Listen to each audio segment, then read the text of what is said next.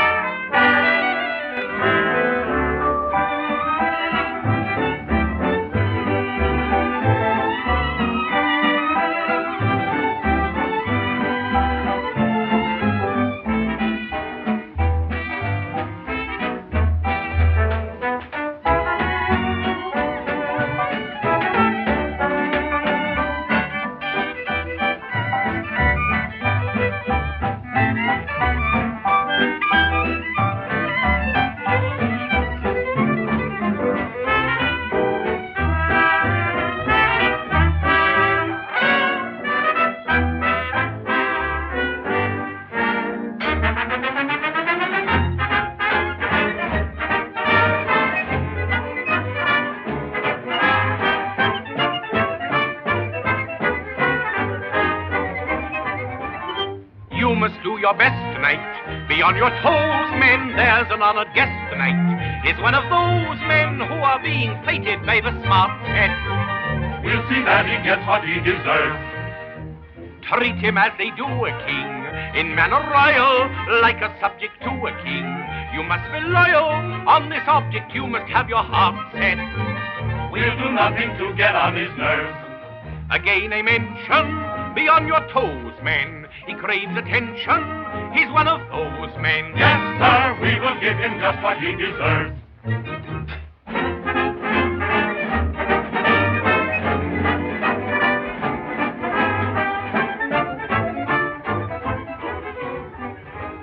Oh, hi. Oh, yes, Mrs. Rittenhouse? I'd like to make a few changes in the assignment of the room. Very good, madam. Suppose you put Mr. Chandler in the blue suite, and Captain Spaulding as guest of honor will have the green duplex with the two bars. 2, madam? Why, yes. I think the captain would like 2 bows, don't you? Well, if he's just returned from Africa, he may need 2 bows.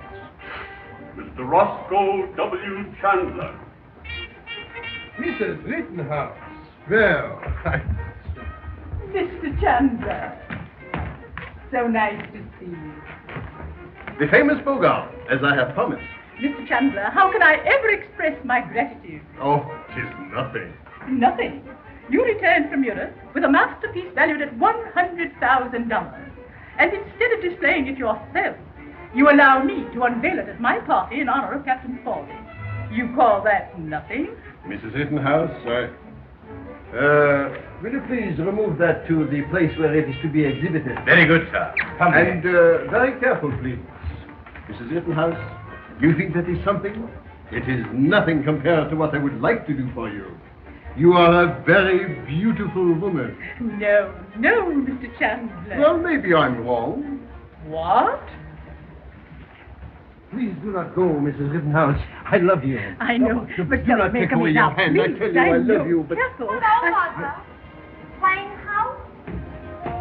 Well, if you'll pardon me... Have you seen Johnny Parker? I wish you'd get Johnny Parker out of your mind and show more respect to Mr. Chandler. The trouble with you is you don't take these social affairs seriously. What would you suggest, Mom? Suicide? I would suggest... Mrs. Rittenhouse, Captain Spaulding has arrived. Oh, I'm so glad. My friend, Captain Spaulding has arrived. And as we are to meet him, the famous Captain Spaulding, the private Captain Spaulding, the captain has arrived. Most heartily we greet him, with rain and happy cheering, until his heart appearing, the captain has arrived. And nonstop,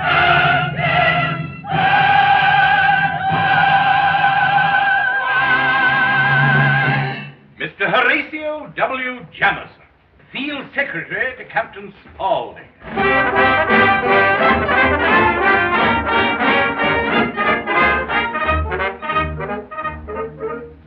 I represent the captain who insists on my informing you of these conditions under which he camps here. In one thing he is very strict. He wants his women young and fit, and as for men, he won't have any tramps here. as for men, he won't have any chance here. There must be no tramps. The men must all be very old, the women warm, the champagne cold. It's under these conditions that he camps here. I'm announcing Captain Jeffrey Spaulding. He's announcing Captain Jeffrey Spaulding. Oh dear, he is coming.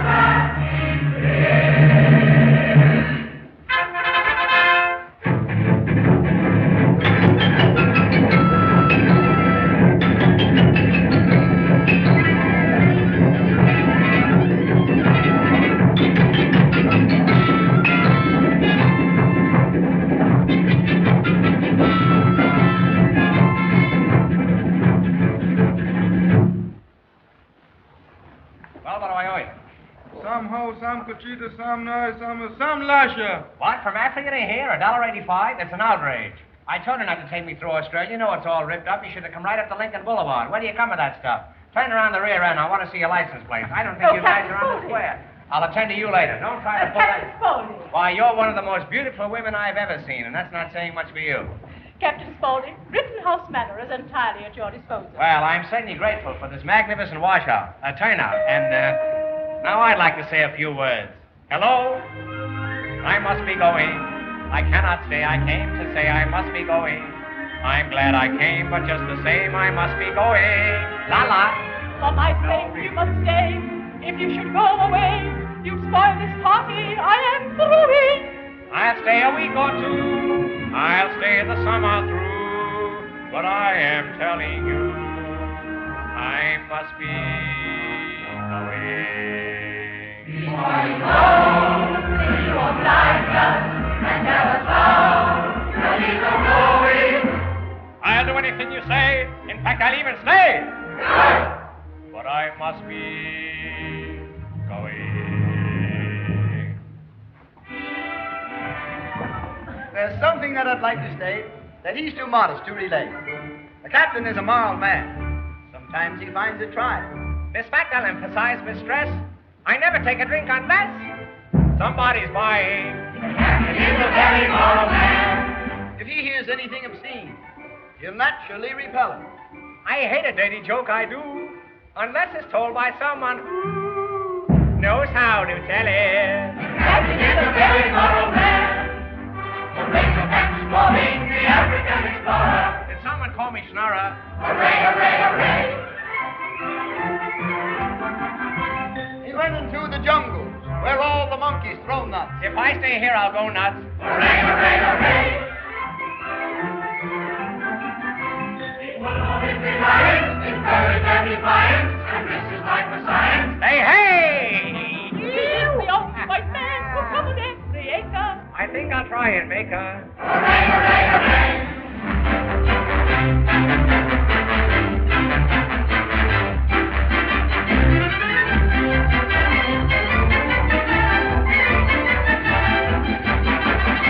He put on his reliance in courage and defiance, and risked his life for science. Hey, hey! Captain Spaulding, the African explorer. He wrote his name on dying fame, and that is why we say, hooray, hooray, hooray! My friends, I am highly gratified at this magnificent display of effusion, and I want you to know Captain Spaulding, the African explorer. He wrote his name on dying fame, and that is why we say, hooray, hooray, hooray! My friends, I am highly gratified at this magnificent display of effusion, and I want you to know Captain Spaulding, the African explorer. He wrote his name on dying fame, and that is why we say, hooray, hooray, hooray! My friends, I am highly gratified at this magnificent display of effusion, and I want you to know hooray for Captain Spaulding, the African explorer. Well, somebody's got to do it. Captain Spaulding, it is indeed a great honor to welcome you to my poor home. Oh, it isn't so bad. But needless to say, Wait a minute, I think you're right. It is pretty bad. As a matter of fact, it's one of the frowsiest looking joints I've ever seen. Why, Captain, Where did you get your wallpaper? well, You're letting I- this place run down, and what's the result? You're not getting the class of people that you used to. Why, you've got people here now that look like you. Now, I'll tell you what we do. We'd put up a sign outside, place on a new management. We'd set up a 75-cent meal that'll knock their eyes out. After we knock their eyes out, we can charge them anything we want. Now, sign here and give me your check for $1,500. Now, I want to tell you, madam, that with this insurance policy you have provided for your little one and for your old age, which will be here in a couple of weeks now, if I'm any judge of horseflesh. And now, madam, I feel that the time has come, the walrus Captain said, Spaulding? to speak of...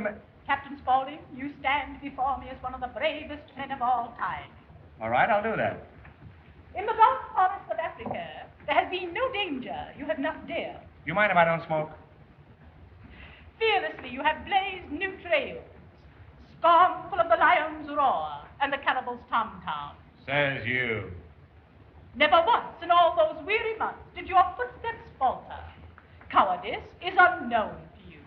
Fear is not in you. Pardon me, a caterpillar, Captain. Keep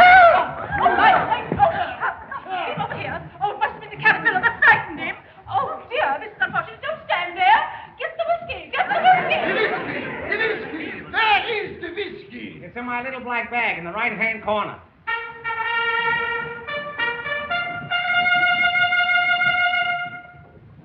Signor Emmanuel Ravelli.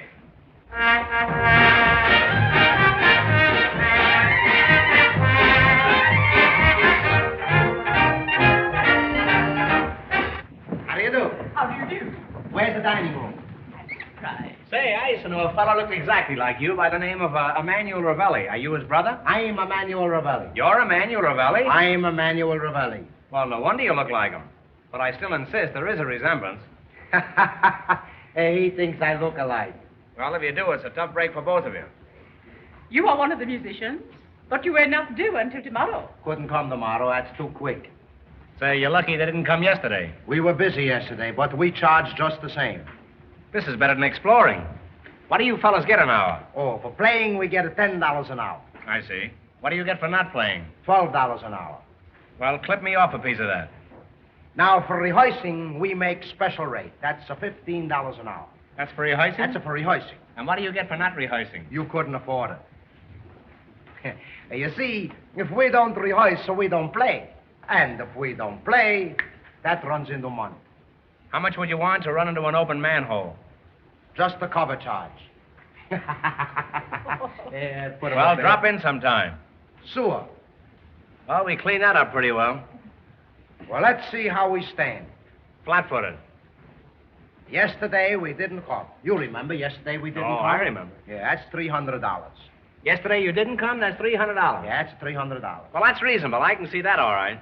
Now, today we did come. That's That's 100 you owe us. Hey, I bet I'm going to lose on the deal. Tomorrow we leave. That's worth about... $1 million. Yeah, that's all right for me, but I got a partner. What? Partner? The professor.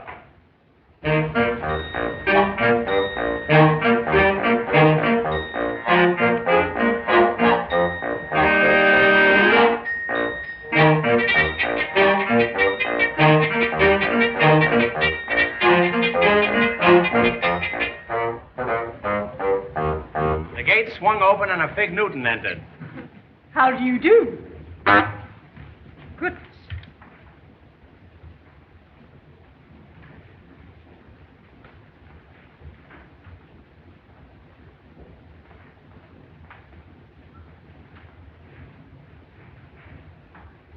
You haven't got chocolate, have you? He's got everything. Hi. Take the professor's hat and coat. And send for the fumigators. Oh, my... Bonjour, bonjour de la part. Get out. What are you doing? Say, don't you see there are ladies present? What do you think this is? Put that hat down, will you? Hey, what do you do there? Get out of here. Don't Don't put it on.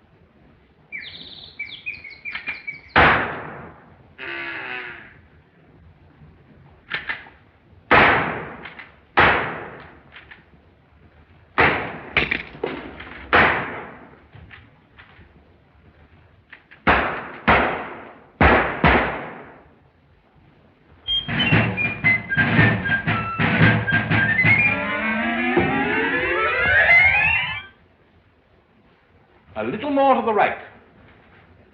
That's better.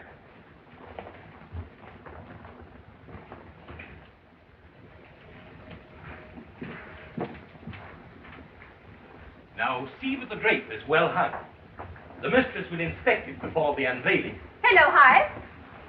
Mrs. Whitehead, this is a surprise. And how about me? Miss Grace, you've grown so in the last year. You haven't lost any weight yourself. No, unfortunately not.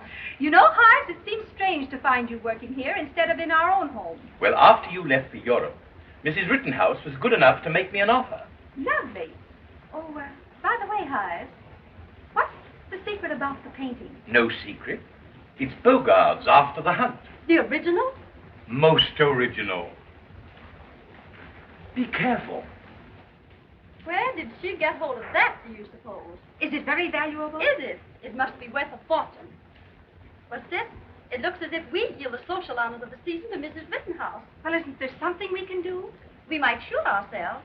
I'd rather shoot Mrs. Rittenhouse. Say, I have an idea. I copied that painting at art school a year ago. Well, what of it? But I still don't get it. I'll go home and get the copy. We'll substitute it for the original. And when she unveils it, what'll she have? An imitation. And I must admit, a very poor one. Grace, you're wonderful. That's what I've been telling you. I won't be long. All right. See you later. Oh, hi. Do you still feel there's a strong bond between us? Why, most certainly, Mrs. Whitehead. Strong enough for you to do me a big favor? Why, anything at all. Well, suppose I were to ask you to take away the Beaugard. What, you mean? Oh, just temporarily, of course. And substitute something of my own. Well, I should consider it rather an unusual request. It is hard. But somehow I still think of you as one of the Whiteheads. You may count on me. My soul is yours, even though my body may belong to Mrs. Rittenhouse. Why, hi. Oh, Mrs. Whitehead. Arabella. May I present Mr. Parker? Oh, of the Massachusetts Parkers? Why, no. Oh, then the Southern Parkers. Oh, no, the Central Parkers. You know, the benches and trees. I see. Meow. Oh, I don't like that woman. Well, never mind. You come over here and sit down and tell me whom you do like. Oh, so that's your game. Now, listen. Do you really love me? Why don't you marry me and find out? Marry you? On what? Last year I sold 2 paintings, one at $100 and one at $50. Could we live on $150 a year? Well, we wouldn't need any money. I've got a charge account in every shop on Fifth Avenue. Well, if I had any brains, I'd give up painting and get a regular job. You know, I had a cousin who made $50,000 in Wall Street last year. I don't want to marry a cousin. I'm a darn fool. I want to marry you. Say, why don't we get that old bluff Chandler to buy a portrait from you? Chandler? What does he know about art? Well, the less he knows, the easier it would be for you to sell him.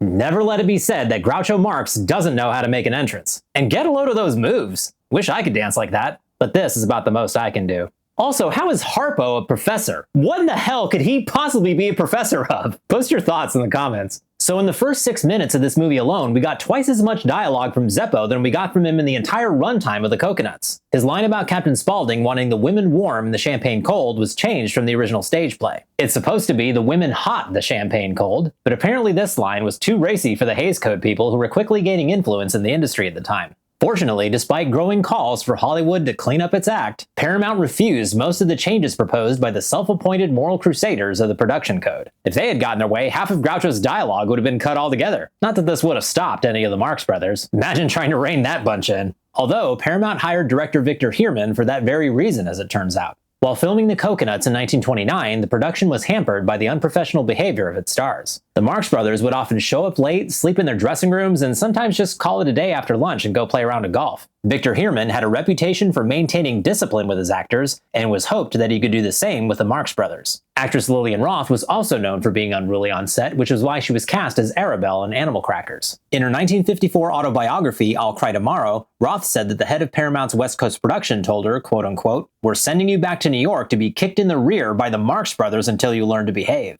Though in her book, Roth admits that most of her bad behavior in those days was due to alcoholism, but that's a whole other story. We'll talk a little more about the director's efforts to keep the production on track later, but right now there's mischief afoot in Rittenhouse Manor. Chandler is trying to put the moves on Mrs. Rittenhouse, her daughter Arabella has an idea to help her sweetheart John become a famous artist, and Mrs. Whitehead and her cohort Grace plan to throw an egg in Mrs. Rittenhouse's face by stealing the Beaugard painting and replacing it with a bad copy. And in the midst of all this, we have the Marx Brothers. Hey, hey! So with that, let us return to Animal Crackers, right after this. They're right upstairs. You come up this way, go around the other side. Mrs. Rittenhouse. Yoo-hoo. Wow. Oh, Captain Spaulding, how are you? Tell me, are you alone? Captain, I don't understand. What, you don't understand being alone? Don't give me that innocent stuff or you'll be alone. Well, A big cluck like you turning cute on me. Mrs. Rittenhouse. yes. Oh, pardon me. You've been affected like this yourself, haven't you, at times? Oh, no, Captain. Well, you will be. Mrs. Rittenhouse, ever since I've met you, I've swept you off my feet. Something has been throbbing within me. Oh, it's been beating like the incessant tom-tom in the primitive jungle. Something that I must ask you. What is it, Captain? Would you wash out a pair of socks for me? Captain, I'm surprised. Well, it may be a surprise to you, but it's been on my mind for weeks. It's just my way of telling you that I love you, that's all. I love you. Captain, I'm Mrs. awfully Whitehead. proud of you. I beg your pardon. There's never been... I beg your pardon. Am I intruding? Are you intruding? Just when I had her on the 5-yard line. I should say you are intruding. Pardon me. I was using the subjunctive instead of the past tense. Yes, we're away past tense. We're living in bungalows now. This is a mechanical age, of course.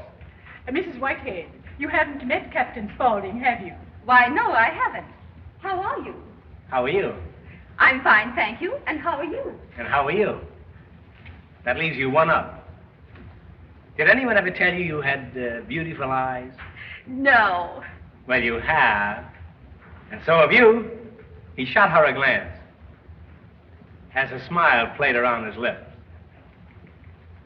Yes, I don't think I've ever seen 4 more beautiful eyes in my life. Well, 3 anyway. You know, you 2 girls have everything. You're tall and short and slim and stout and blonde and brunette. And that's just the kind of a girl I crave. We 3 would make an ideal couple. Why, you've got beauty, charm, money. You have got money, haven't you? Because if you haven't, we can quit right now. The captain is charming, isn't he? I'm fascinated. I'm fascinated, too. Right on the arm. Fascinated. Wham-wham. If I were Eugene O'Neill, I could tell you what I really think of you 2. You know, you're very fortunate the Theater Guild isn't putting this on. And so is the Guild. Pardon me while I have a strange interlude. Why, you couple of baboons? What makes you think I'd marry either one of you? Strange how the wind blows tonight. It has a thin, airy voice that reminds me of poor old Marsden. How happy I could be with either of these 2 if both of them just went away. Well, what do you say, girls? What do you say? Will you marry me?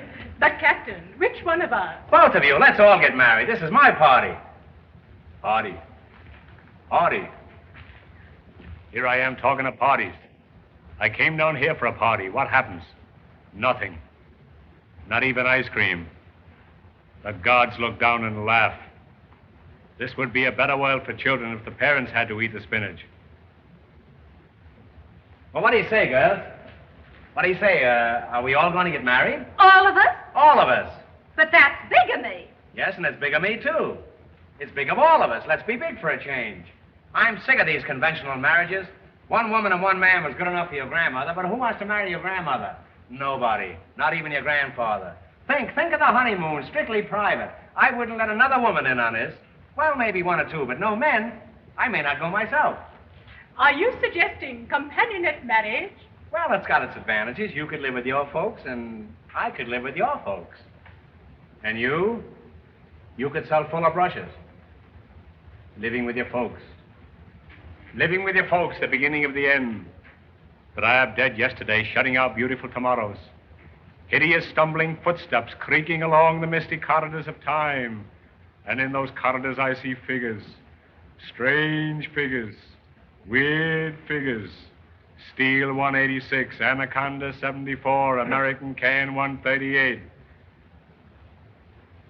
Well, let's see, where were we? Oh, yes, we were about to get married. Well, what do you think? Do you think we really ought to get married? I think marriage is a very noble institution.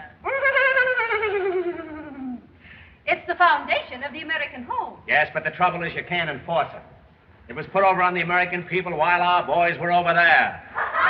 And while our girls were over here. You know that I've been waiting at the bottom of these stairs for years for just such a moment as this. Why, Captain, where are you going? I'm sorry, ladies. I'm sorry, but I'm afraid we're going to have to postpone the wedding for a few days. Maybe for a few years. Before I get married, I'm going to sow a couple of wild oats. The Captain's so amusing. Isn't he charming? So that's the famous Beaugard, eh? It's a great picture, isn't it? Oh, you've seen it before. Seen it? I spent 3 days in Paris copying it. You did? Well, me and a million other young artists. Oh. I bet your copy was better than any of them. Well, it wasn't bad at that. I'll show it to you sometime. Listen, What? Mother's going to unveil it tonight. Yeah? Suppose when she unveils it, it's not the Beaugard at all. Suppose it's yours. You mean put my copy in place of the Beaugard? Exactly. Why, Arabella, you're crazy. What good would that do? What good? Listen, they'll unveil it. Chandler will tell everybody how fine it is. They'll all cheer their heads off. And then we'll tell them who really painted it. They'll say you're a great artist, you'll get 6 commissions for painting, and we can be married and divorced in no time. Well, that sounds great. But what if they don't like my painting? What then? Well, isn't the chance worth taking?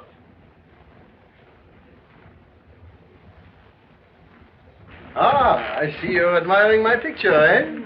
Yes. Your picture? Yes, my picture. Well, it don't look like you. Hey, wait. Someplace I met you before because your face is very familiar. Well, after all, I'm one of the most well-known men in America. The newspapers will keep on running my photograph. You're not Abe Kabibble. Oh, nonsense, you. All right, hey, wait. Hey, if you're not Abe Kabibble, who are you? Now, please, Chandler is my name. Roscoe W. Chandler. Yeah, but I don't get about the name. You see, someplace I met you before because your face is very familiar. Now, wait, let me see. Were you ever in Sing Sing? Please. No Sing. I got it. Julian. Oh, let me alone. No, all right. Don't run away. Live away. Oh, now, listen here. I have never been in these places. I spend most of my time in Europe. Europe. I got it now. I know. You come from Czechoslovakia. You are wrong, I tell you. I have never been there. Hey, Python, come here. Hey. I tell you that you ought to please get away from me. Hey, you remember him? Who was he? He come from Czechoslovakia. You are wrong, I tell you. I told you before. You are mistaken. He come from Czechoslovakia, and I know who it is. That's A.B. the fish peddler from Czechoslovakia. Ridiculous, I tell you. You are wrong. Ridiculous. Wait. We prove it. He had a birthmark, remember? Oh, please, what are you trying? Let me alone. Look, on the arm, on the leg, on the foot, on here, on the mustache. Oh, there it is. Look, there's the birthmark. All right, now listen, A.B. the fishman. I confess, I was A.B. the peddler. Well, how did you get to be Roscoe W. Chandler? Say, how did you get to be an Italian? Never mind. Whose confession is this? Well, now, here, boys, for heaven's sake, don't say anything about this to anybody, and I think we can come to some agreement. Some arrangement which will be mutually satisfactory, yes? Money, money. Shall we say $500? Pike of $500. Well, that is all the cash I have with me. $500. Well, all right, I tell you what we do. We'll take your IOU. I have given you my best offer, and that is all you will get. That's all you give? Yes. A.B. the fishman. A.B. the fishman. A.B. the fishman. A.B. the fishman. Please, quiet. Oh, please. Now, come here. Now, listen here. I have here a check for $5,000. Now, I give it to you, yeah? Hey, is it good? Well, of course it is good. Who would give me a bad check? I would. Hey, see if it's good.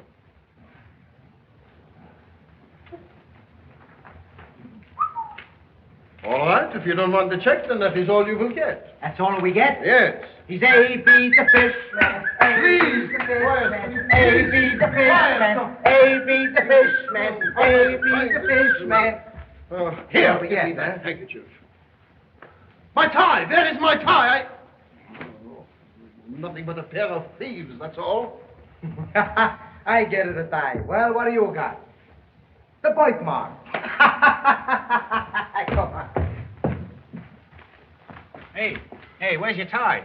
Well, That's a fine way for a millionaire to be running around, open at the neck. Have you got garters? Of course I have garters here. Oh, they've taken my garters, too. A likely story. Turning collegiate on me, eh? Have you got socks? Certainly. Here they are. So you have got socks. They look pretty old to me, too. Whose are they? Well, old socks, let me introduce myself. My name is Spaulding, Captain Spaulding. I am Roscoe W. Chandler. Well, this is a treat. Your treat. You have heard about me? Yes, I've heard about you for a great many years, Mr. Chandler, and I'm getting pretty darn sick of it, too.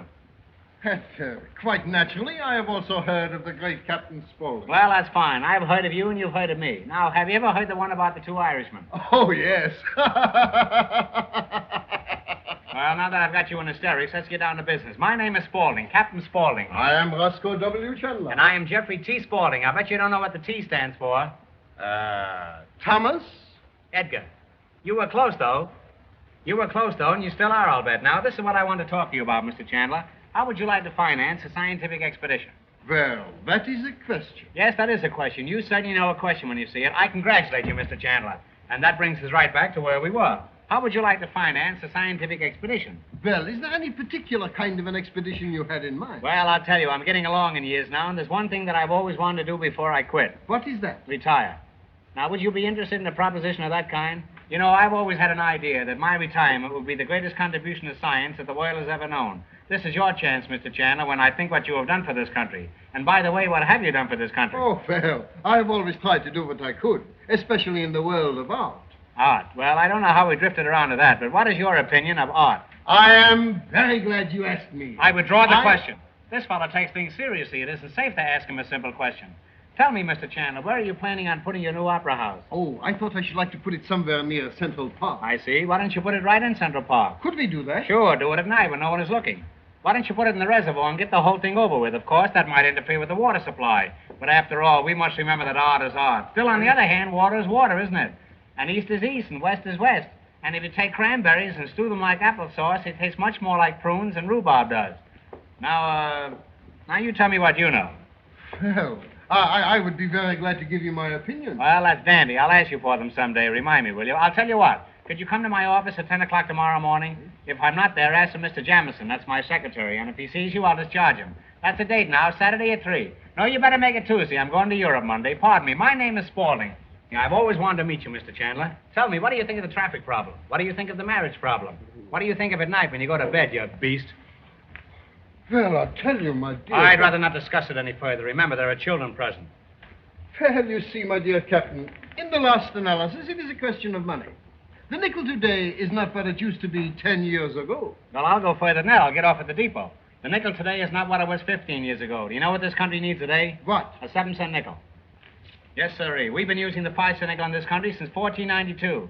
Now, that's pretty near 100 years, daylight saving. Now, why not give the 7-cent nickel a chance? If that works out, next year we could have an 8-cent nickel. Think what that would mean. You could go to a newsstand, buy a 3-cent newspaper, and get the same nickel back again. One nickel carefully used would last a family a lifetime. Captain Spaulding, I think that is a wonderful idea. You do, eh? Yes. Well, then there can't be much to it. Forget about it. Well, tell me, Captain Chandler. Excuse me, Spaulding is the name. Spaulding, that's right. Yes. I'm Spaulding and you're Chandler. Yes. Let's have no more of that either, eh? Oh. Bad enough being Spaulding. Well, tell me, Captain Spaulding. Spaulding is the name, yes? That's right, that's Spaulding. right. Yes. I'm Chan. No. I'm Spaulding. Spaulding? Can I look at a program a minute? I might be the News Weekly for all he knows, or coming next week. Well, tell me, Captain Spaulding, you've been quite a traveler. What do you think about South America? I'm going there soon, you know. Is that so? Where are you going? Uruguay. Well, you go Uruguay and I'll go mine. Say, how long has this been going on? Let's change the subject. Yes. Take the foreign situation. Take Abyssinia. I'll tell you, you take Abyssinia, and I'll take a hot butterscotch sundae on rye bread. Let's go and see what the boys in the back room will have. But my dear Captain...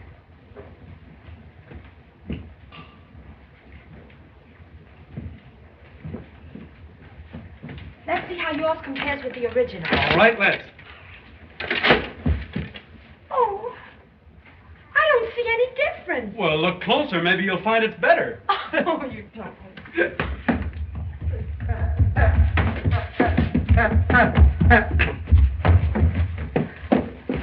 You see my partner? No.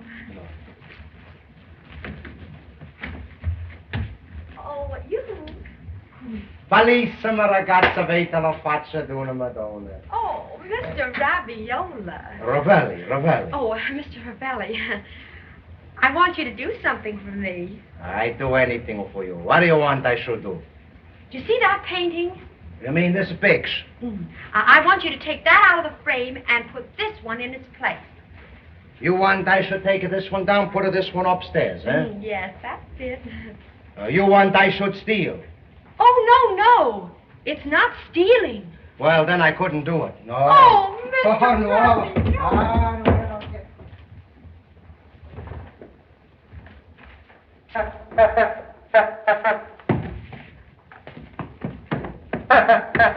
Hey, get up. Come here. That's all you do, eh? Chase the women. Look. Oh, stop. Everybody here plays cards, they don't ask us. Here we are to waste all the time. We've been here all day, eh? How much do we make? We make nothing.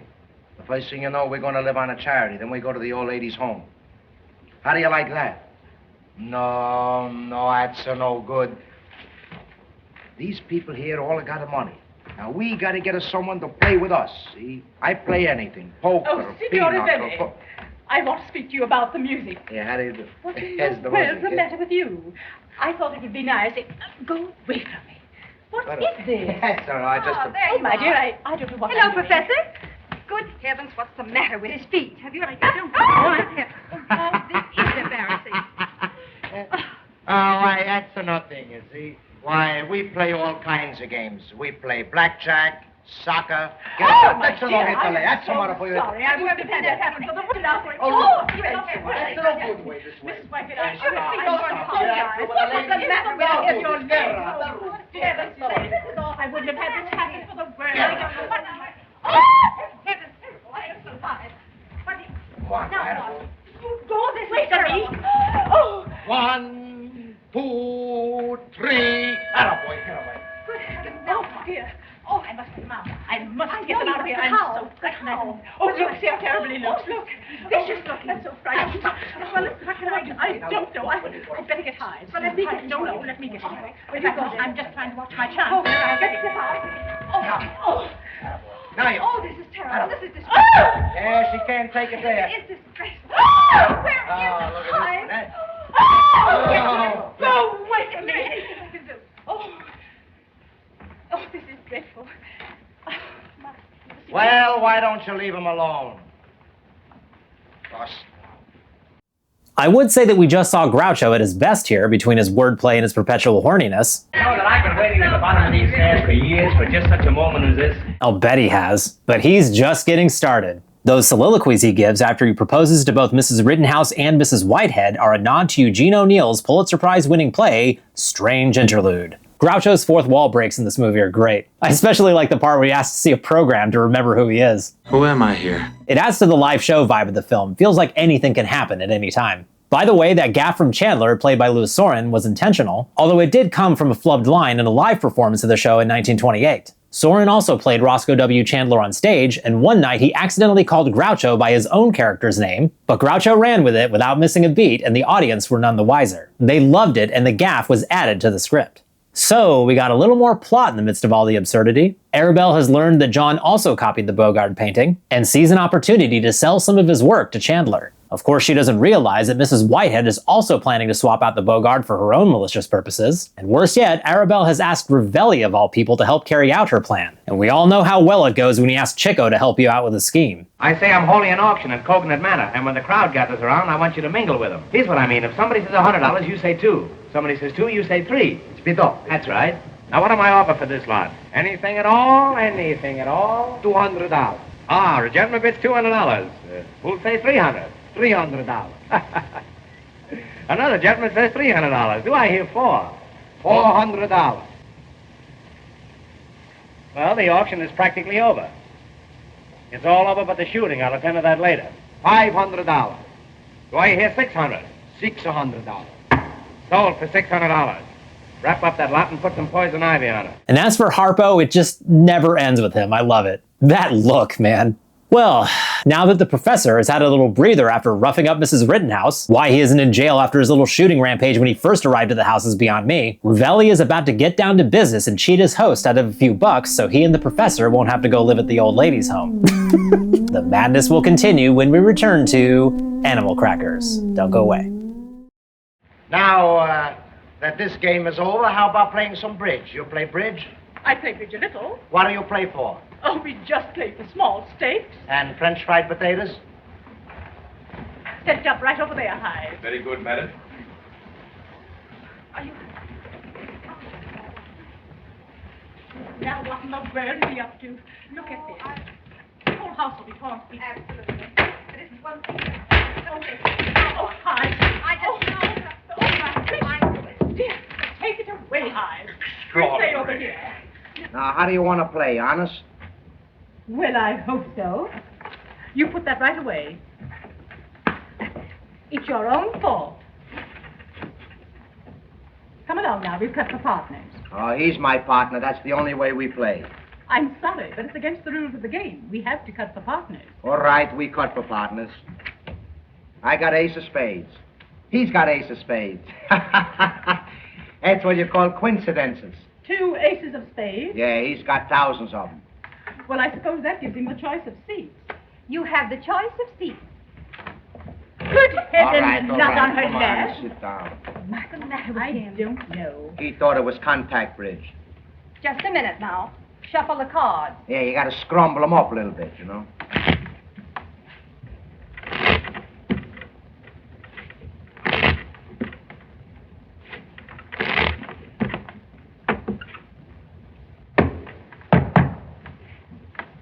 Just a moment. I'd like to cut those cards.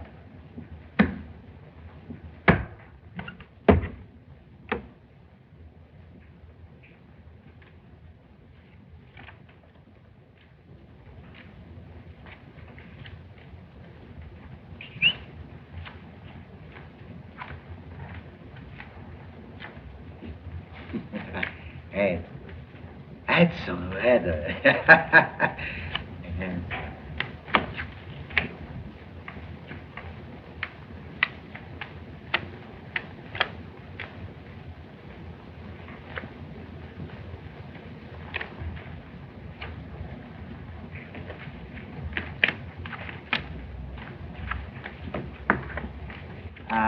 Your bid, partner.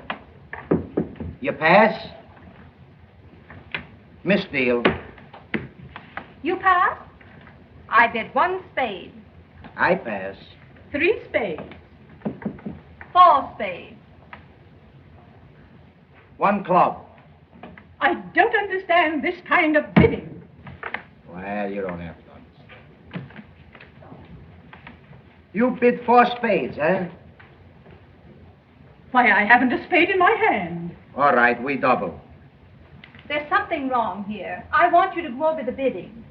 Oh, hey, she wants to start him up again, the bidding. He bids 1. 1? 1 what? That's all right, you'll find out. But we have to know what he's bidding. We tell you later. Now, I bid 2. 2 what? 2 the same he bids. Now the bidding's over. See, that's enough bidding. It's your lead. Oh, no, you can't lead that. Oh, Why not? why, we can't take it. Well, what should I lead? Let me show you. Ace of spades. That's a very good one. 3 of spades. 4 of spades. You trumpet? That's what you call a finesse. Oh, yes. No spades, partner. No spades.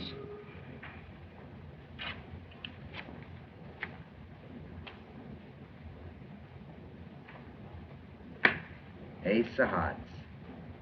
Yeah.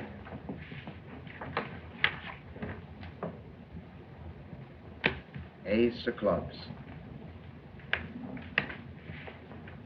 Dummy leads. The dummy leads. I'm not the dummy. Well, you could be. Ace of diamonds. 100 aces, huh? 200? That's better. Ace of hearts. Atta boy. Make a big slam. Make a big, big slam. Ace of spades.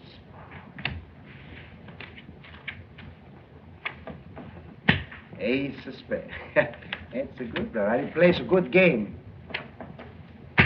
Ace of spades. Plays a fine game, all right. Ace of spades. I refuse to play any longer. You're nothing but a couple of card sharps. What Good card sharps? heavens, what's the matter, dear? My shoes are gone. Good gracious, he has your slippers. Come along. Come along. You can't. Hey, you taking the lady's shoes, eh?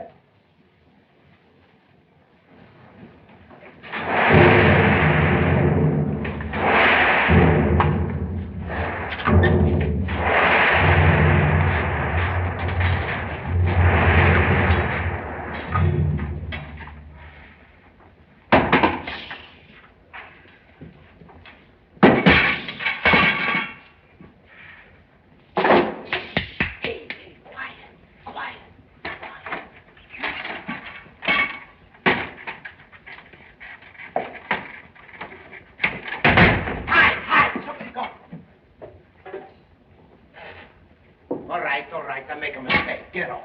Get off. Come on. Hurry up. Come on. Hey, hurry up. Come here. You know what we gotta do, eh? We gotta take that picture out and put this one upstairs for the lady. Wait, no touch. You got everything ready, huh? The shovel, the axe, the dynamite, the pineapples. Where's the flesh? Room for the fudge, it's no flesh. The flesh. There's the flesh. Flesh. That's the flesh. Flesh. Yeah, that's the flesh. That's the fish. And no one's the fish. No fish. Flesh. Oh, stop it. This you act crazy. When you go out in the nighttime, you gotta have it the flesh. That's no flesh. That's the flesh. Flesh. When you want to see somebody, you gotta have it the flesh. That's a flush. What I gonna do with the flush? A flesh. No flits. That's a flits. What I gonna do? Huh, flits? What do you got, huh? Yeah, that's a, what do you call it, flutes. All you got is a fish and the flutes and the flits and the flutes and the flits and the flutes and the flits and the flutes and the flutes. Stop this. Where's the flesh? Huh? Look, when everything is a light and you want to make them a dark, what do? Hey, you're crazy. I know one no blackjack. It's my mistake, I guess. When everything is a dark and you want to make them a light. Yeah, that's the flesh. That's the flesh. That's the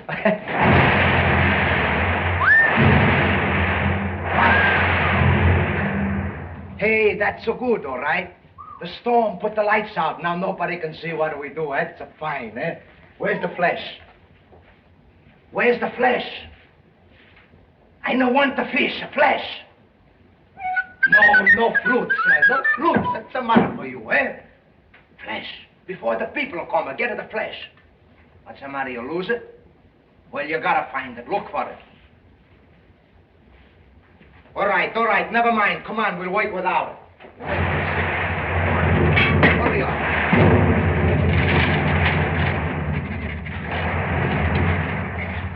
Yes, madam. I see it. Hi! Somebody's coming! Hi! Quiet! Shut up! Keep quiet! I know where you are. It's all right. Oh, Captain Spaulding. Captain Spaulding, where are you? Yeah. Oh, Captain. Yes. What's the trouble? The storm has put the lights out, and you can't see your hand before your face. Well, you wouldn't get much enjoyment out of that. Well, I don't know what you're going to do, but I'm going to take a nap. Leave me a call for 3 o'clock. Make it 3:30. You said you get service around here. Pardon me, Mr. Rittenhouse. Did you lose a fish? What? Well, somebody lost it. Will you take it out in the kitchen and have it fried for me? Did you hear that? There's somebody over there. I say there's somebody over there. Don't be silly. The house is just settling, that's all. Anybody over there? I don't see anybody. There you are. If there was anybody over there, we'd see him, wouldn't I? Oh, what is it, Captain? What is it? You know what I think? I think you got roaches.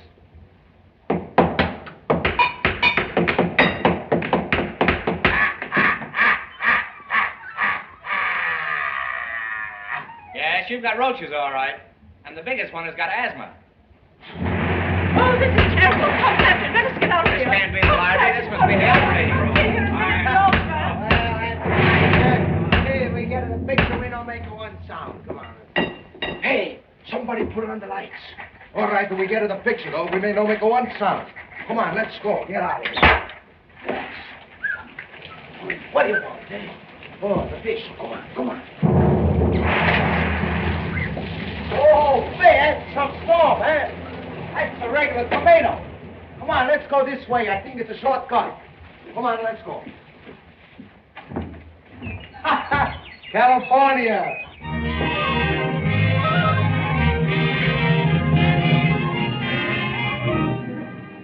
Oh, Captain, how thrilling. And then what happened? Oh, it was nothing at all. I'd rather not discuss it. Oh, but I can't wait to hear the finish. I must hear it. Well, there I was. There I was in the top of the tree with this rhinoceros pointing his gun straight at me. A rhinoceros? Yes.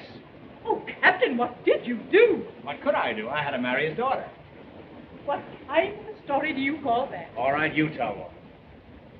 And now, my friend, before we start the musical program, Captain Spaulding has kindly consented to tell us about his trip to Africa. Captain Spaulding. Me? My friends, I'm going to tell you of that great, mysterious, wonderful continent known as Africa. Africa is God's country, and he can have it. Well, sir, we left New York drunk and early on the morning of February 2nd. After 15 days on the water and 6 on the boat, we finally arrived on the shores of Africa. We at once proceeded 300 miles into the heart of the jungle, where I shot a polar bear. This bear was 6'7" in his stocking feet and had shoes on. Pardon me, just a moment, Captain, just a moment. I always thought that polar bears lived in the frozen north. Oh, you did? Well, this bear was anemic, and he couldn't stand the cold climate. He was a rich bear, and he could afford to go away in the winter. You take care of your animals, and I'll take care of mine. Frozen north, my eye.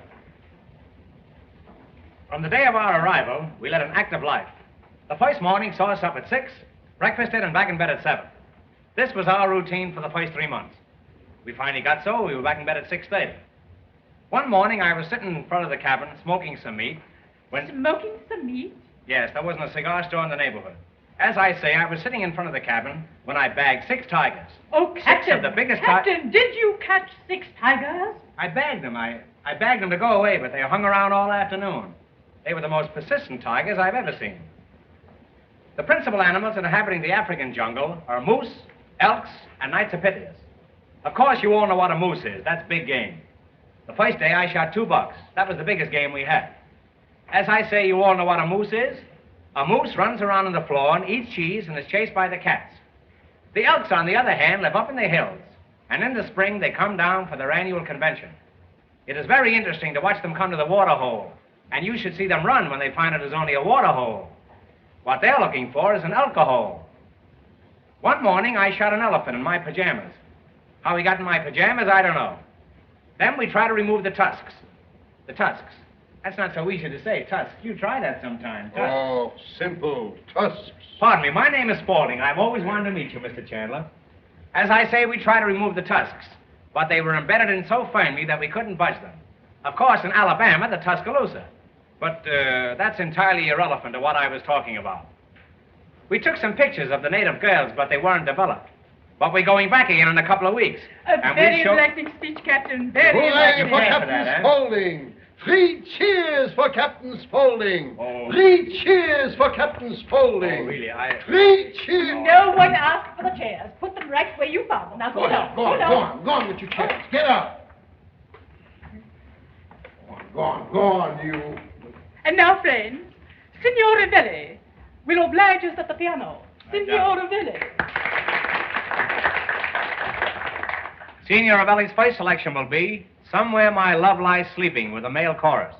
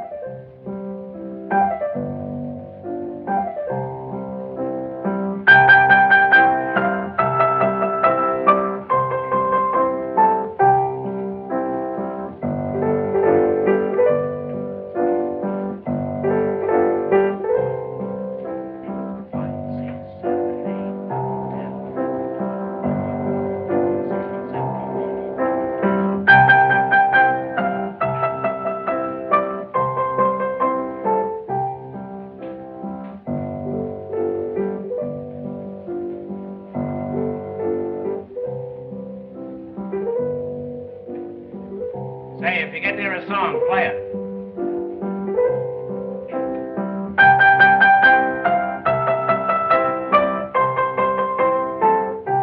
I can't think of the finish.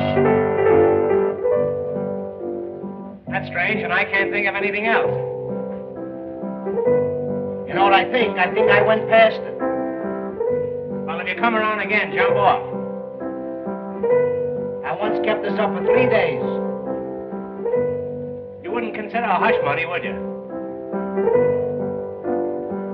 I can't get him now. I gotta wait for inspiration. It's about time. Play the song about Montreal. Montreal? I'm a dreamer, Montreal. I don't know that. I tell you what I do. I play you one of my own compositions by Victor Herbert. Make it short.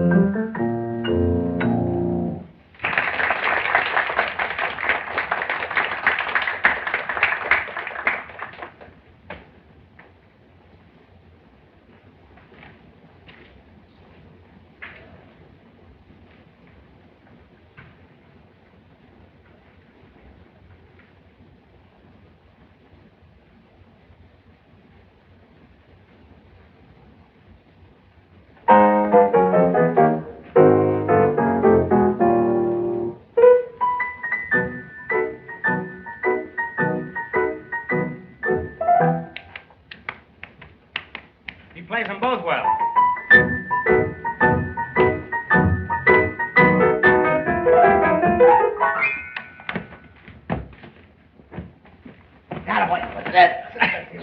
Man, this time I put The old red team scored that time.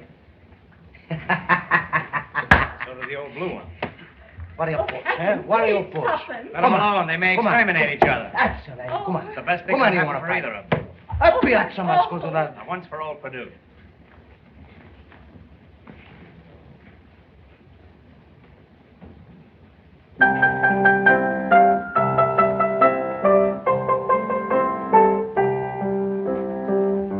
I was afraid of that. Hey, I thought I had to finish. I wish you did. Yours. Play the song about the Irish chiropodist.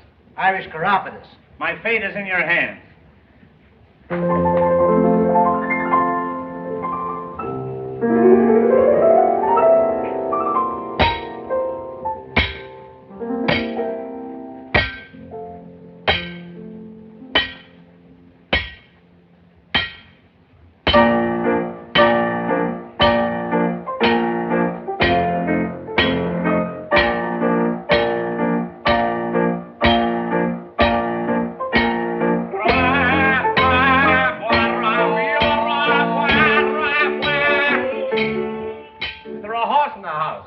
Everything else here.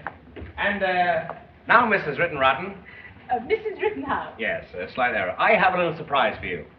The man is here for the piano. Oh, Captain. No, really, what I meant to say was that when I departed from the natives in Africa, I was presented with a little gift. And this gift I'm going to give to you at a very low figure. Oh, how wonderful, Captain. Well, now, don't be too hasty. Wait to see. This is all hand-painted. The whole thing was done with the white of an egg. Well, what is it, Captain? What is it? What is it, you ask? This is a hope chest for a guinea pig. Oh. What is it? This magnificent chest, this magnificent chest, I now take great pleasure in presenting to you with my compliments. Captain, this leaves me speechless. Well, see that you remain that way. And now, ladies and gentlemen, Come outside and say that. if we will all adjourn to the library, Mrs. Rittenhouse has another and perhaps a greater surprise for us. This way, Captain.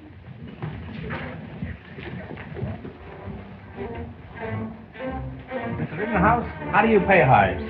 By the week or by the pound? Or by the file?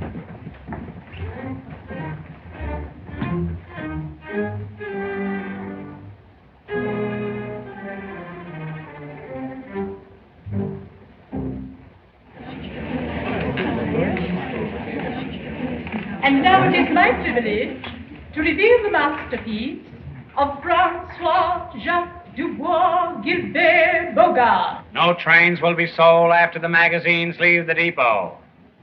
After the hunt.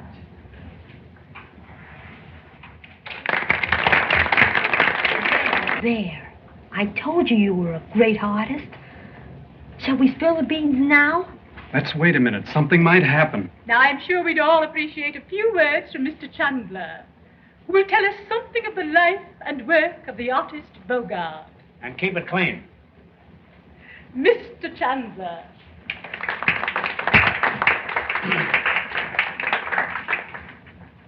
My friends, I am quite sure that you're all familiar with Beaugard.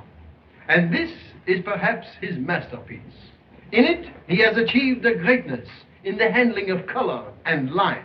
Now, you will see here that Wait! This is not my picture. This is a rank imitation. What do you mean, Mr. Chandler? Well, here, see for yourself.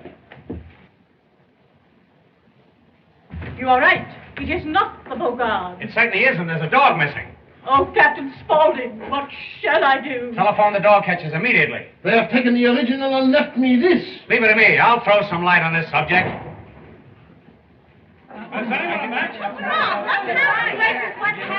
Oh, Hyde, where are you? Turn down the light.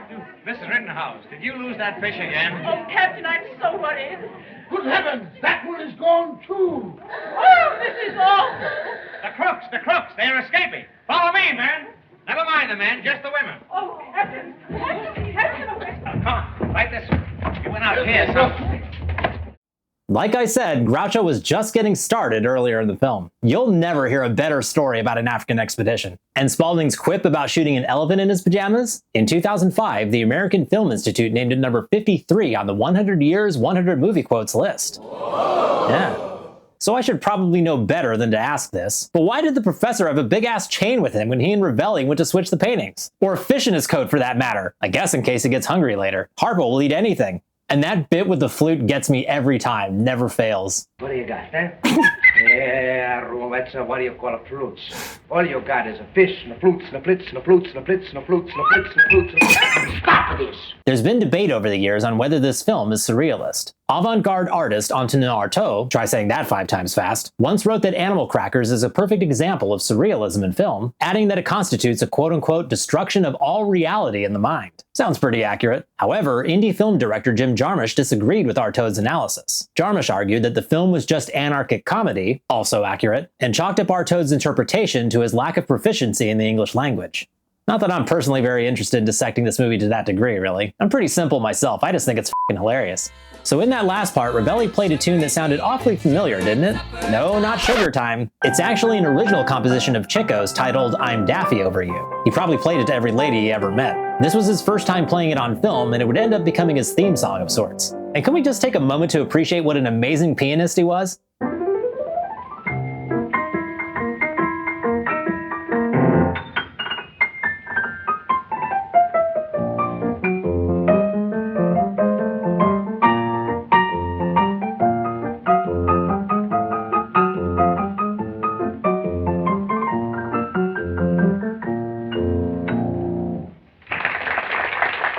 How much you want to bet Mrs. Rittenhouse has a harp somewhere in the house, too?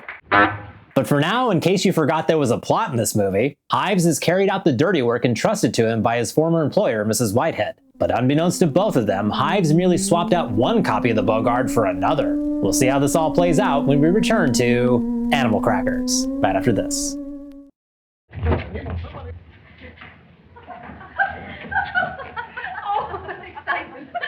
I never saw anything so funny in all my life. It was great. And there goes our old party. Good old Hives. Wasn't it funny? Oh, very. Why, you're not afraid, are you, Hives? Oh, no, I'm not afraid. Oh, dear, no. Only, you see, well, they were talking of having the police here. And I wouldn't want the police to suspect me. Why, they wouldn't suspect you. Oh, yes, they would. You see, the last time they suspected me, I got 4 years. Hi. All right, Hives. Give me the painting and I'll take care of it. Good. This old thing.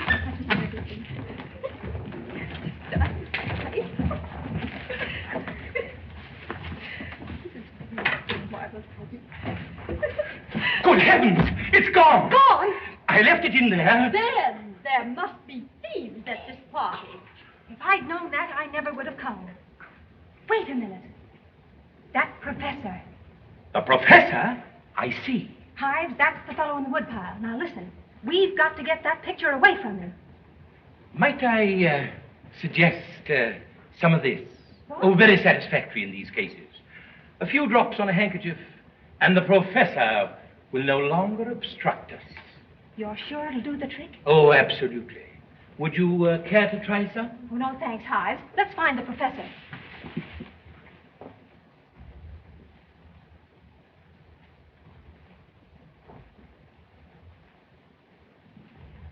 I don't see how the thief could have gotten away. I wonder who it could have been. It's a good thing we substituted yours. Supposing the thieves had gotten away with the Beaugard. Oh, it'd be all right if they stole mine. Oh, darling, I didn't mean that. But what would Mother do? Why, it's worth $100,000. How could she have replaced it? Oh, I understand. But isn't it exciting?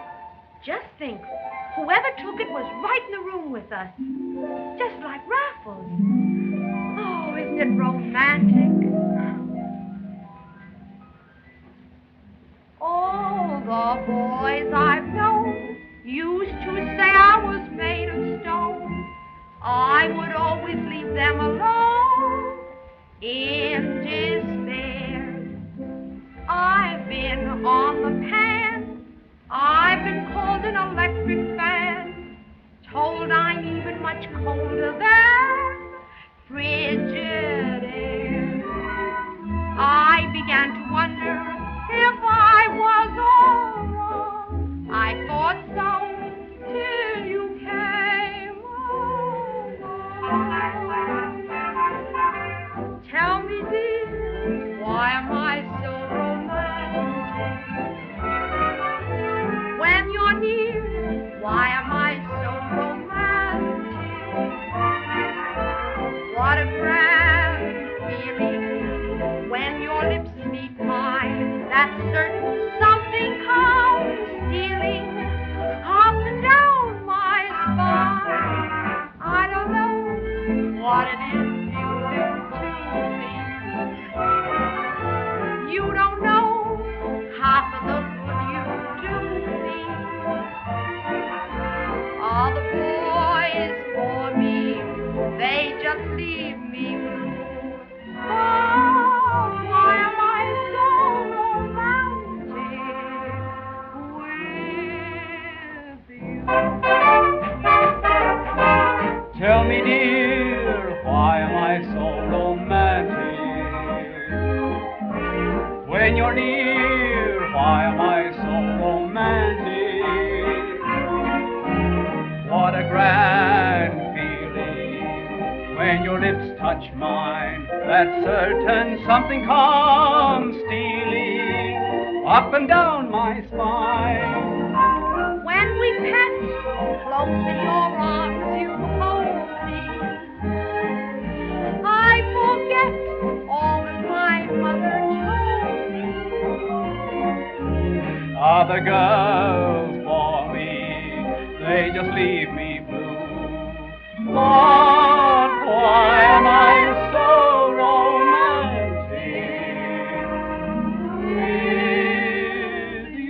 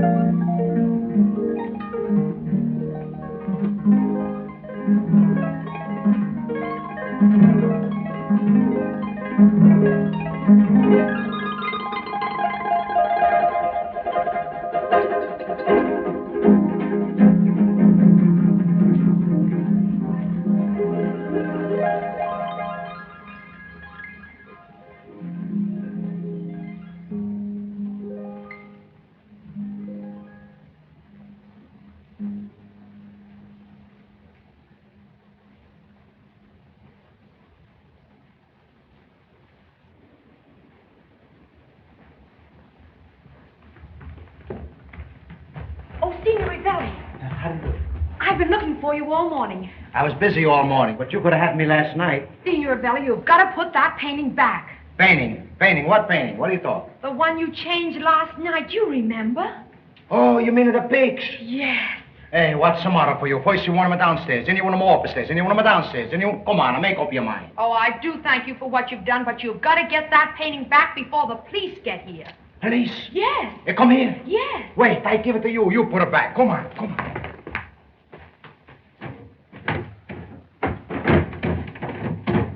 Where's the pigs? What do you mean, where's the picture? I put them in there. It's gone. Somebody take them. You take them. Me? No, I know. The fish peddler. A.B. the fish peddler. Did Mother invite a fish peddler here? I don't know whether she invited, but he's here. Come on, and we find him. Good morning, Mrs. Rittenhouse. Good morning, Mr. Jamison. And how is Captain Spaulding this morning? Oh, he had a very bad night. He didn't sleep a wink. He went out horseback riding in the middle of the night. I'm sorry. Yes, I know. But we've all It's been bad pretty shape. upset. Good morning, Captain. Did you enjoy your ride? What in the world are you looking for? I lost my horse. Oh. Yes, he slipped right out from between me. I can't understand it. I had my feet in the stirrups, too. I don't know how he got away. I didn't care about that, but I lost the bit you loaned me. Never mind. I'll get you another bit. Well, I'll be 2 bits I owe you then. Captain, I hope you weren't distressed by last night's unfortunate occurrence. You mean that dinner you served? No, the painting that was stolen. Was there a painting stolen? I haven't seen a paper in 3 weeks. Jamison, as my secretary, why didn't you inform me there was a painting stolen? What do you think I engaged you for? Well, Captain, I didn't know it. Well, you should have asked me. I didn't know it. Well, I'm sorry. You're sorry. You're a contemptible cur. I repeat, sir, you're a contemptible cur. Oh, if I were a man, you'd resent that. Please keep quiet, will you? I can get along without you, you know. I got along without your father, didn't I? Yes, and your grandfather. Yes, and your uncle. Yes, and your uncle. Yes, and my uncle. Captain! I didn't come here to be exonerated. I beg pardon, Mrs. Rittenhouse. Oh, you do, eh? Well, I'd like to see you crawl out of a rumble seat. The police are here, madam. Oh, the police. Have them come in. Oh, so that's your game, is it? Well, you can't shut me up. Captain. No, you can talk to my attorneys. Jamison? Yes, sir. Take a letter to my lawyers. I'll show you a thing or two. Or 3. Show you a thing or 3. Oh, Captain. Sending for the police. Take a letter to my lawyers. Sending for the police, eh? I say take a letter to my lawyers. Well, I am taking it. Read me what you have so far. Honorable Charles H. Hungadunga. Care of Hungadunga, and McCormick. Semicolon. How do you spell semicolon? All right, make it a comma. Dear Elsie. No, never mind, Elsie. Do you want me to scratch Elsie? Well, if you enjoy that sort of thing, it's quite all right with me. However, I'm not interested in your private affairs, Jamison. Begin this way. Let's start all over again. Honorable Charles H. Hungadunga, McCormick.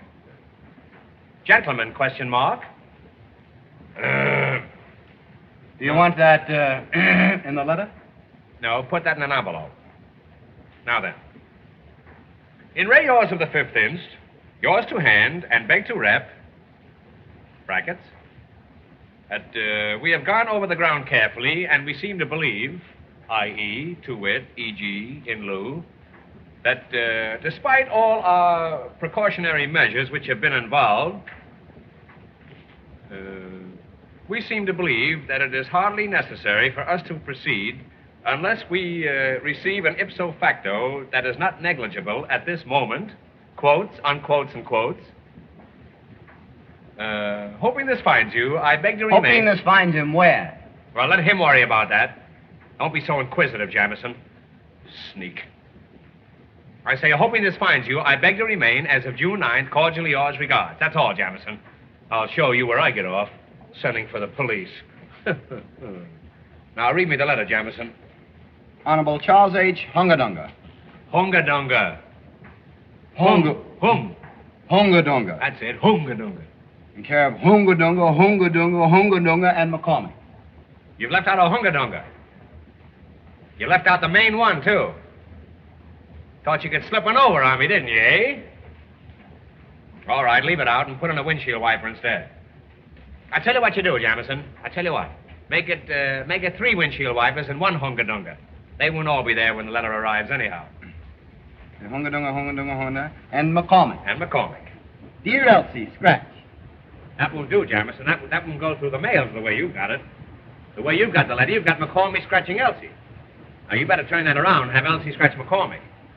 And you better turn McCormick around, too, Jamison, and see what you can do for me. Gentleman, question mark. Gentleman, question mark. Put it on the penultimate, not on the diphthonic. You want to brush up on your Greek, Jamison? Well, get a Greek and brush up on him. In re yours of the 5th inst. I see. Now, you said a lot of things here that I didn't think were important, so I just omitted them. Well,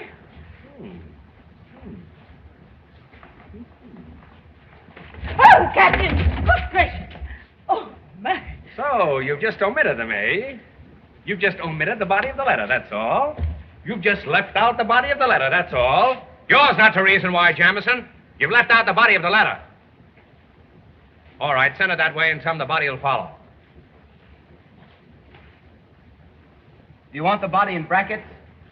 No, it'll never get there in brackets. Put it in a box. Put it in a box and mark it Fragilli.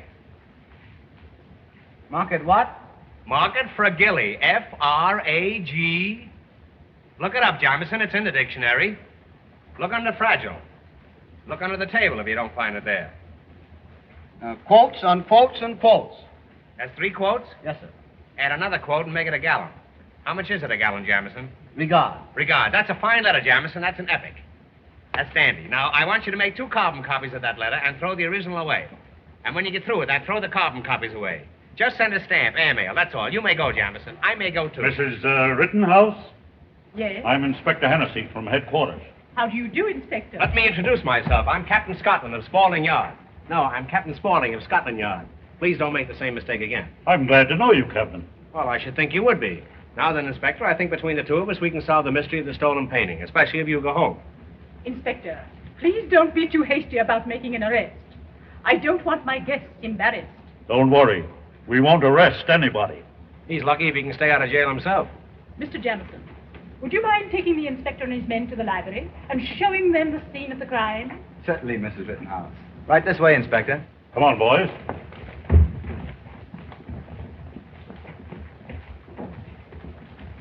And Jamison, count the spoons. Captain, I didn't know you'd been a detective, too. There's a whole lot of things you don't know. I suppose that's so. You know darn well it's so. Where were you in the night of June 5th, 1774? I'm afraid I don't know. You bet you don't know. Where was I? I don't know. Well, I don't know either. And if I did know, I wouldn't tell you. Put that in your pipe and smoke it. Take a number from 1 to 10. All right. All right. What's the number? 7. That's right. 7 is right. I could have done it with 1 hand if I wanted to. This is no mystery. I could solve this in 5 minutes if I wanted to worry. Captain, I don't want you to worry. I don't want anything to interfere with your weekend. Nothing ever interferes with my weekend, and I'll thank you not to get personal, Miss Rittenhouse. Oh, Captain. Where's my secretary? Captain, I assure you, I didn't mean to offend you. Where's my secretary? Please, Captain, you misunderstood me. A more dastardly crack I've never heard. Oh, Captain, please. I wish I was back in the jungle where men are monkeys. Captain, I'm so Jamison. sorry. Jamison, no. Oh, Captain. No. Oh, dear.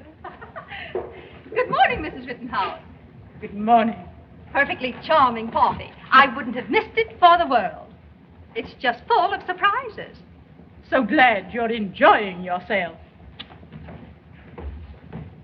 Oh, hives, hives. Good morning. Some breakfast? Breakfast, nothing. Did you get the painting? No, I did not. I watched all night, but the professor did not sleep in his room. No? Strange, very strange. Good heavens, Heist, but what'll we do? I don't know until we see the professor.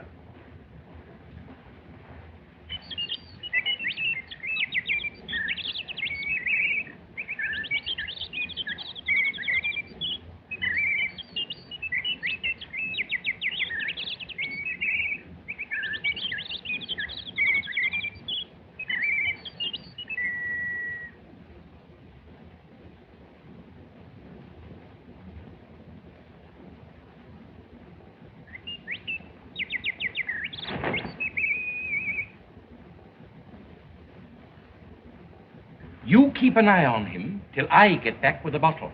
Don't worry, he'll not get away from me this time.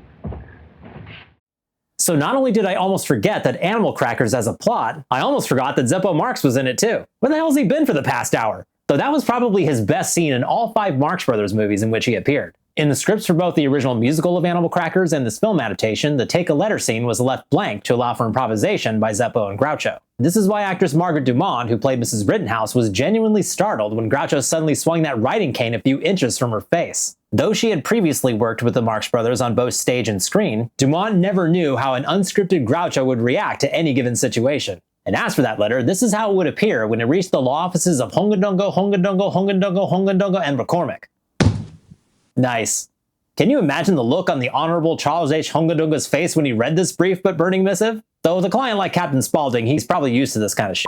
Anyway, it looks like Mrs. Rittenhouse's party is not quite going as planned for anyone.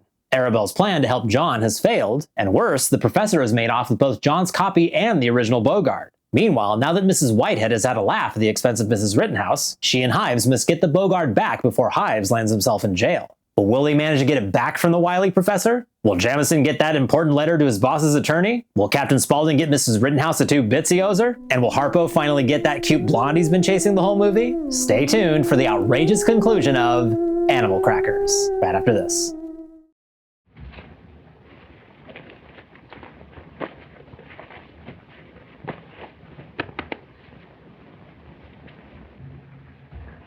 Did you get it? Yes, madam. Good. Now I'll go ahead and engage him in conversation. You trail behind. And when the proper time comes, see that he gets it. Very good, madam. Oh, hello. I've been looking all over for you. Where have you been? What is the matter with them? What have you got there? The morning papers? No, that isn't the one I want. Let me see one of the others. That still isn't the one I want. You know what I want.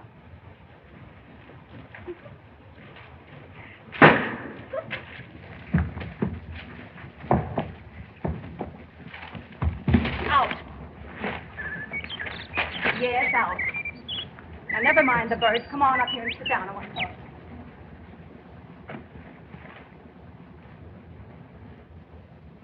Don't you like me? You don't. Well, I like you. I like little boys like you.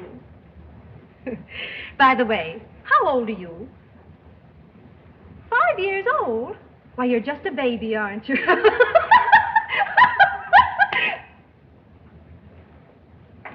Oh.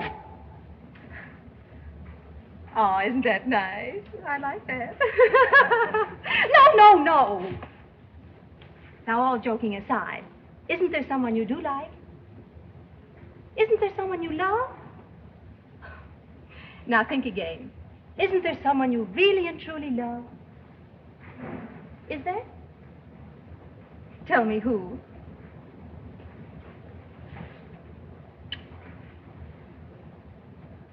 Why, that's a horse. You love a horse.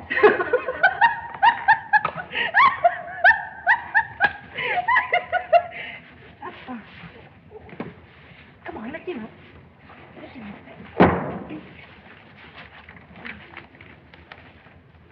Come on, he's out. Let us get out.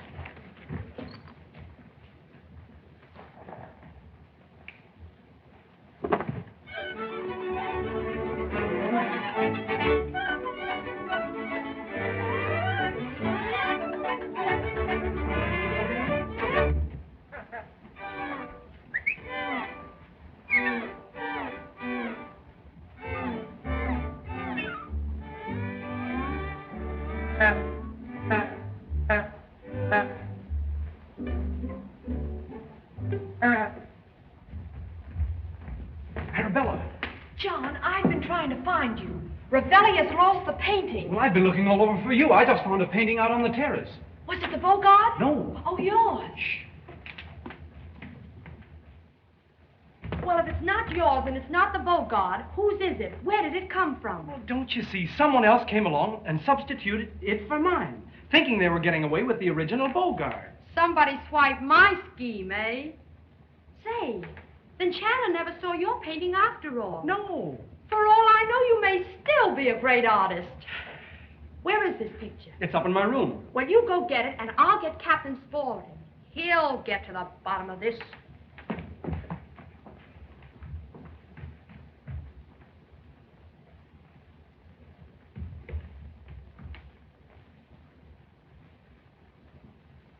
And then John found the third painting. Well, that's very interesting. Well, fairly interesting. But we've just got to keep a sharp lookout, that's all. Oh, I've got to find it or Mother's out $100,000. Now, don't worry. Let me work in this case for 24 hours, and then we'll call in somebody else.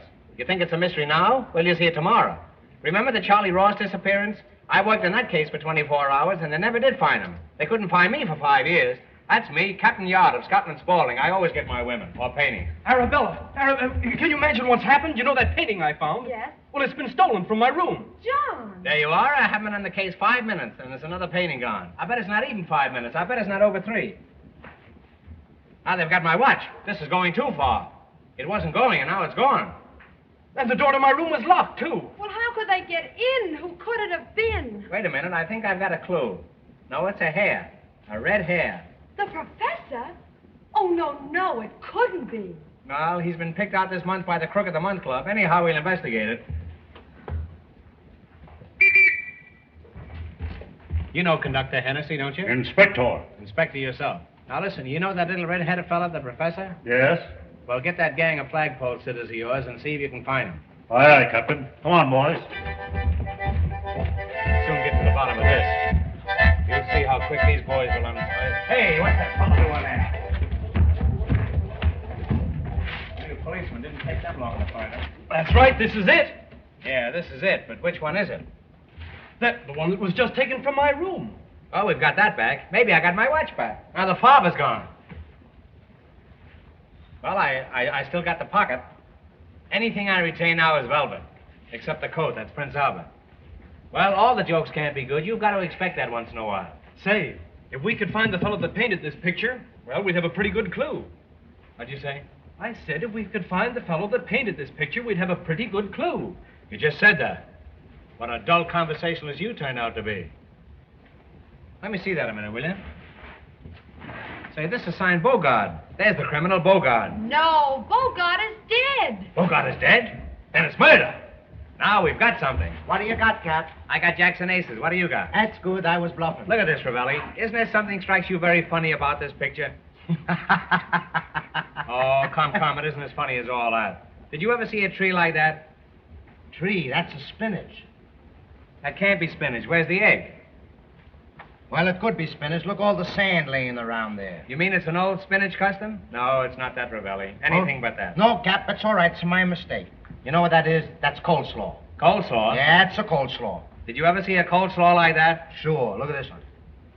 Now, I don't want none of your lip now. Did you ever see anything like that? Did you ever see anything like that? You know what this is? This is a left-handed painting. Well, look, there's the signature. That's right. It's in the right-hand corner. That's right. This is either a left-handed painting or a vegetable dinner. Now, if we can find the left-handed person that painted this, we'll have the trial of Mary Dugan with sound. Well, I saw that. Goodbye. Now, you wait here. I'm going to need you. Now, look. We mustn't lose this. This is evidence. Now, take it to your room and leave the door open this time. We'll try that. And not a word about this to anybody, not even to me. Ravelli, we have got to find the left-handed painting. Yeah, it's a left-handed Now, in a case like this, the first thing to do is to find the motive. You gotta get a Now, what could have been the motive of the guys that swiped the Beaugard? I got it. Robbery. Would you mind going out and crossing the boulevard when the lights are against you? See, Cap, sit down. You understand, I got an idea how to find this painting. In a case like this, that's so mysterious, you gotta get at the clues. You gotta use the Sherlock Holmes method. Now you go about them like this. You say to yourself, what happened? And the answer come back, something was stolen. Then you say to yourself, what was stolen? And the answer come back, a painting. What are you, a ventriloquist? Now you say to yourself, where was this painting stolen? And the answer come back, in this house. Now, so far I'm right, eh? Well, it's pretty hard to be wrong if you keep answering yourself all the time. Now you go a little further and you say to yourself, who stole the painting? This is a very, very important question, Captain. You get to the answer, you got to the solution to the whole thing. Especially if you find the picture. Now you take all of the clues. You put them together. What do you got, eh? A bread pudding. No. Here's what do we got. Something was stolen. Stolen where? Into this house. Stolen by who? Somebody in the house. Now, to find the painting, all you got to do is go to everybody in the house and ask them if they took it. You know, I could rent you out as a decoy for duck hunters. You say you're going to go to everybody in the house and ask them if they took the painting. Suppose nobody in the house took the painting. Go to the house next door. That's great. Suppose there isn't any house next door. Well, then, of course, we got to build one. Well, now you're talking. What kind of a house do you think we ought to put up, huh? Yeah, well, I tell you, Cap, you see, my idea of a house is something nice and small and comfortable. That's the way I feel about it. I don't want anything elaborate, just a little place that I can call home and tell the wife I won't be there for dinner. I see. You just want a telephone booth. No, in that case, I'd get in touch with Chick Sales.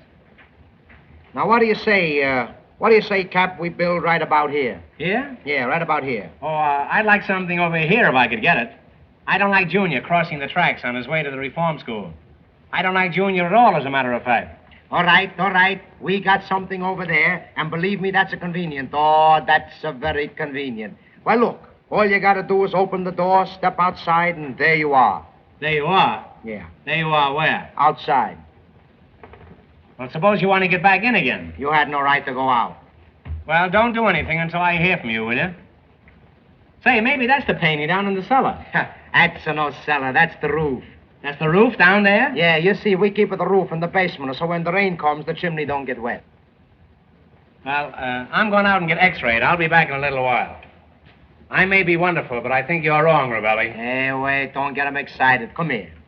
Now, look, here's the rooms. Those are the rooms? Yeah, right there's the rooms. This is your room, this is my room, and this is the maid's room. Oh, I'd have to go through your room? Ah, that's all right. I won't be in it. Say, Ravelli, you couldn't put the maid in your room, eh? What makes you think I couldn't? Well, there's going to be a lot of traffic in there, I can see that. Well, what do you say? You ready to sign the lease? Well, it's a little premature. I'd like to discuss it with my husband. Could you come back this evening when he's home? Hey, you married? Well, I've got a girl as big as you are. All right, get me one. Don't get vulgar, Ravelli. Ravelli, how about the painting? Oh, we take care of that, all right. Now, I tell you what my idea is. I think the kitchen should be white, outside the green, inside a cerise with the maroon. The painting, I say. How about the painting, Ravelli? All right, what do you think I talk? That's a painting, the kitchen white, outside the green, inside the cerise. The painting that was stolen. Stolen? Don't you remember Mrs. Rittenhouse lost a valuable Beaugard oil painting worth $100,000? Don't you remember that? No, I'm a stranger around here. I don't remember that. Well, what do you think I am, one of the early settlers? Ravelli, don't you remember Mrs. Beaugard lost a valuable Rittenhouse oil painting worth $100,000? Don't you remember that? No, but I've seen you someplace before. Well, I don't know where I was, but I'll stay out of there in the future. Hey, Cap, it come to me like a flash. This painting wasn't stolen. Ha! You know what happened? This painting, Cap, is a disappear. And yes, it disappear. And you know what make it disappear? You'll never guess, Cap. What do you think of making this painting disappear, huh? Moths. Moths eat it. Left-handed moths. Go away. Go away. I'll be all right in a minute. Left-handed moths ate the painting, eh? Yeah, that's my own solution. I wish you were in it. Left-handed moths ate the painting. You know, I'd buy you a parachute if I thought it wouldn't open. Hey, I got parachutes. It's crazy. Come on, let's get down and get the reward. We solved it. You solved it. The credit is all yours. The painting was eaten by a left-handed moth. Hey, you know, we did a good day's work. How do you feel, tired? Well, Maybe you ought to lie down for a couple of years, eh? Why don't you just lie down until rigor mortis sets in? Now, look, Ravelli, I'll show you how we get the painting. Yeah. We'll go to court, and we'll get out rid of habeas corpus. You're going to get rid of what? Oh, I should never have started that way, I can see that. I say we'll go to court and we'll get out a writ of habeas corpus. Yeah, it's a corpus. It's a corpus. Didn't you ever see a habeas corpus? No, but I see habeas Irish rose. Hey, it's a crazy. Good morning. Good morning. Mr. Chandler, why don't you go down to the beach with the others? I'm sure you'd feel better. If I had my Beaugard, I'm sure I would feel better. Oh, but we're doing everything we can. Mrs. Rittenhouse, I have it. The Beaugard! Wonderful, my Beaugard. Wait, this is not my Beaugard. This is a frank imitation. Where did you find it? Why, in Mr. In Mr. Parker's room, madam. Parker. One thing is certain. The man who made that stole the Beaugard. I'll find Mr. Parker and ask him to come here. Certainly, madam. Wait a minute. My men will bring him in. Go out and get Mr. Parker. Now, listen, what's the matter with this? Well, look at here. You've only to look at it once to see what it is. It is a rhyme nothing. It is not.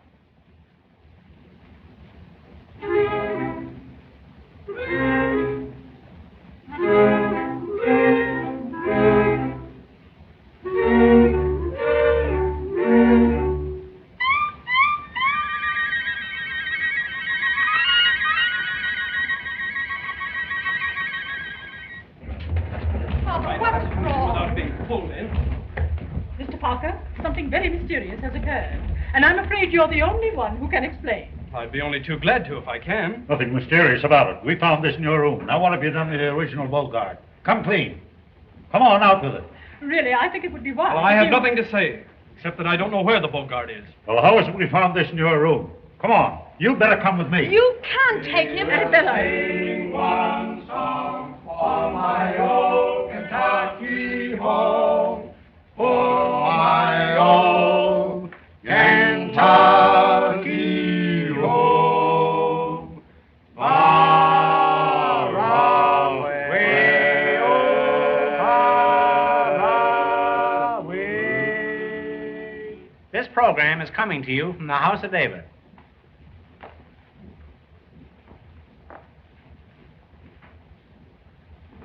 He's either got that suit on upside down or there is no law of gravity.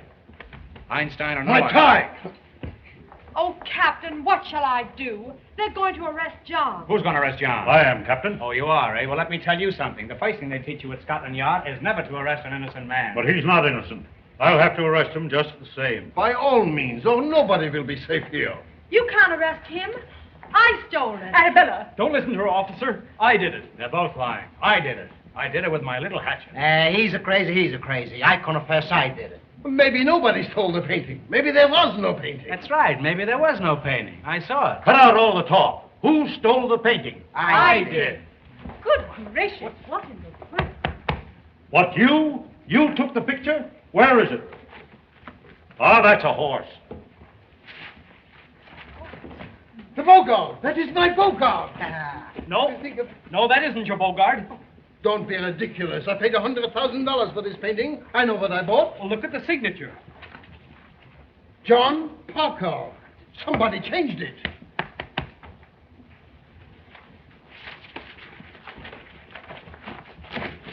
That is my Beaugard. That is the Beaugard, I tell you. There it is. Ah, but that one, that has the color, the depth, the soul of the Beaugard. Only a master could have produced a painting like that. Oh, John! You mean to tell me that you painted that? Yes, sir. Why, young man, you're a genius. You're a genius. I commission you to paint a portrait of me immediately. Well, you'd better wait until tomorrow. I'm going to be busy all day. Get it? You better come with me, young fellow. Don't take him away, officer. He returned the paintings. Pardon me. My name is Spaulding. I've always wanted to meet you. All right. I let him go this time. But I want to give you some advice. You're running around with the wrong kind of people. You want to be a crook? Now, why don't you go home? He's got no home. Go home for a few nights and stay home. Don't you know your poor old mother sits there?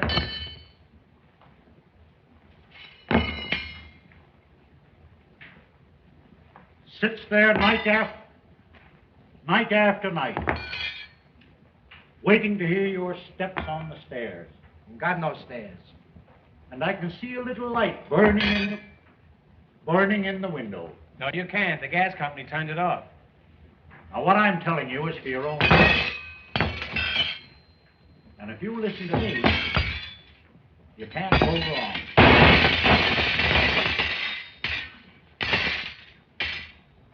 This may go on for years. Now, there's just one thing. I can't understand what's delaying that coffee pot. Where's the cream? Well, you certainly surprised me. Me too. I thought he had more than that. There's no use giving you any advice. Captain, this time I'm afraid I'll have to take him. Come on, dear. Come on. Come on. Oh, what are you doing? No, don't be Captain, swinging. Captain, You want to have everybody. Oh, my dear. Oh. Hey, what's the idea? Amundsen, take a letter to my lawyer. No. Oh, no, not to anybody. Oh, to think that I've got to go so young.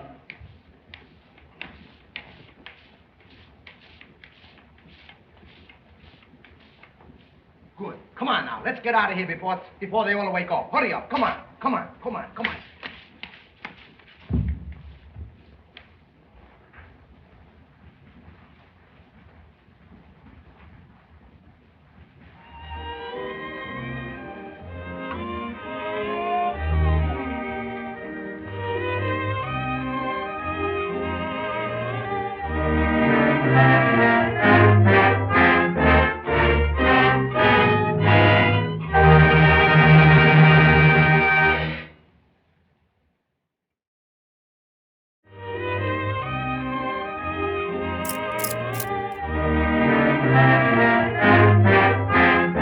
And so ends Animal Crackers. Because how the hell else could that farce have possibly ended?